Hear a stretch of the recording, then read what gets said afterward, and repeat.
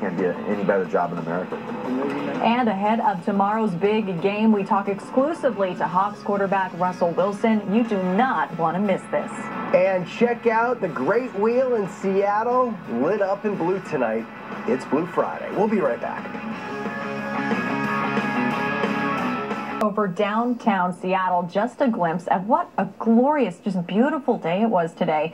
Just a few clouds and a gorgeous pink sunset, and purple too. Hopefully we can expect more of the same for tomorrow's game. Not many things make news people stop and pay attention, but that sunset's gorgeous. It is gorgeous. We've been lucky the last few days. Now if we can just keep it going through the weekend. Yeah, it's actually a pretty nice forecast heading into the next several days. To see the Hawks soar to these heights is literally a dream come true, and longtime fans, you know exactly what I'm talking about. This is our team, this is our time, and Q13 Fox is the home of the Hawks. The Seahawks live here. Some cheered from an overpass above I-5 in Tacoma, revving up the drivers below. They wore their Seahawks gear, waving flags. No one questioned if the Seahawks will win tomorrow. It was more of a by how much. Oh my gosh, we got it. We got it. I'm thinking a blowout. I'm thinking like 30-6, maybe 40-13. I don't think it's going to be close. Seahawks are going to do really well tomorrow, move on to the NFC Championship, and then the Super Bowl. Many of the 12 say they think another Super Bowl is well within reach. There you go. Get her going and up. What a great sight for all the Seahawks fans. The 12th.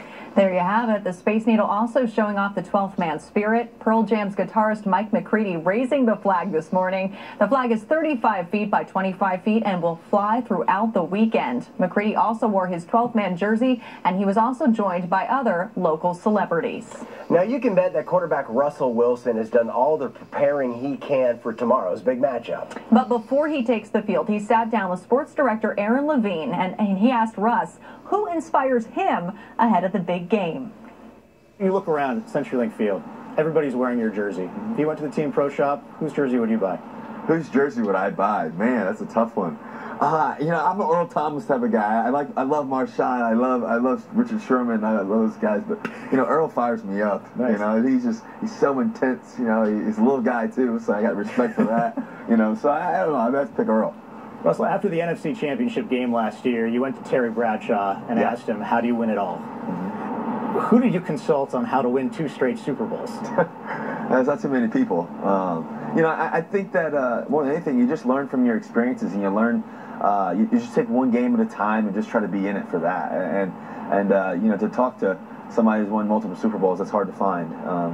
You know, and some of those people are still playing, you know, in terms of Tom Brady and those type of people. But you know, I'm just grateful to have the opportunity to have that potential. You know, we got a lot of work to do. You know, you're playing these playoff games and you're trying to win them. How about championships in general? You talked to Michael Jordan this past summer? Yeah, I've talked to Michael Jordan. I talked to Derek Jeter. Those are the 2 people that I've probably talked to the most about how to repeat.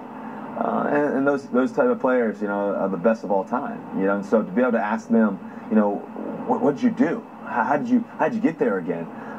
You know, both of them said that, you know, it's being able to find a competitive edge and also bring it out in others, you know, and I think that's a certain leadership skill that you have to bring to the table, you know, especially, you know, playing this great sport in the National Football League. It's not easy, and it's not easy to win over and over again. It's not easy just to win a game on a Sunday or Saturday, and so, you know, it's one of those things you just have to keep fighting. Those were leaders in their own right. What's the #1 leadership skill you would encourage anybody, not necessarily a football player, to develop? Well, you know, I think for me, you know, in terms of playing quarterback, I try to make the other 10 guys better. You know, how can I be an unbelievable teammate in terms of on the field but off the field as well, and just encourage as much as I can. And so for me, trying to find the positives in each guy's game and uplifting those positives, and when they have weaknesses, trying to elevate their weaknesses, but also still focusing on the positives. And so I think that's just communicating. I think that's also being able to recognize and observe and capitalize on that. I know there are times out there where you've been struggling before. You've gone to Darrell Bevell and said, you know, what am I doing wrong? How do you up your game at that point in time to turn things around? Well, I think it's a mindset. I think that you have to be focused on the now and you know, how can I fix it? You know, and being able to adjust throughout a game. I think that's another sign of a great leader and competitor too, is being able to adjust as the game's going on. You know, something's not going right. Okay, what am I doing wrong, and how do I fix it? And let's go fix it. And it's really it seems difficult, but it really is that simple. For me, at least, I try to just fix it right then and there, and then just keep moving and keep focused on the fundamentals and keep battling, keep competing. And ultimately, all I care about is winning. And I think that's the ultimate goal. And I'm sure a lot of other great competitors too. You know, as you said earlier, I've been able to talk to Derek Jeter and Michael Jordan, and their ultimate goal was finding a way to win. Doesn't matter what it is. Doesn't matter if it's a card game. Doesn't matter if it's a basketball game or a baseball game or the World Series or the Super Bowl. Finding a way to win at all costs.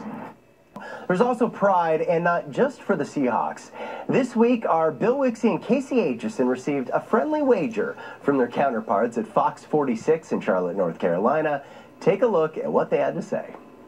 If we win, you guys have to wear Panthers colors and make us a video, put it on your air, and then send it back to us. If you win, we'll wear your colors on Monday and do the same thing. I don't have any ties that are that hideous green. I don't... Oh, dang! What's up? The gauntlet has been thrown, baby. Go Panthers. Oh, it is so on. Well, Bill and Casey weren't going to stand for that lame wager, so they came up with their own way to up the ante, you could say.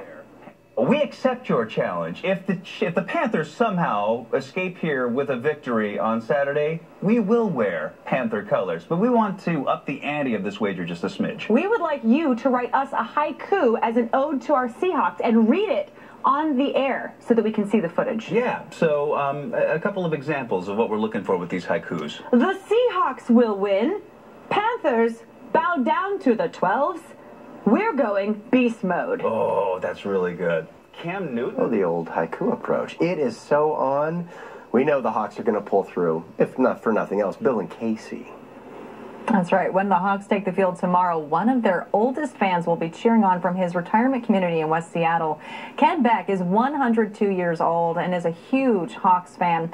Yesterday, the centenarian was a special guest of the team. They invited him to check out the Lombardi Trophy at the Seahawks headquarters. He also met some of the Seagulls and checked out the training field. We have you covered tomorrow on game day with 3 hours of coverage live from CenturyLink Field starting at 12:30. Then at 3:30, a live Seahawks game day from the field. The game can only be seen right here on Q13 Fox, then extended post-game coverage after the game.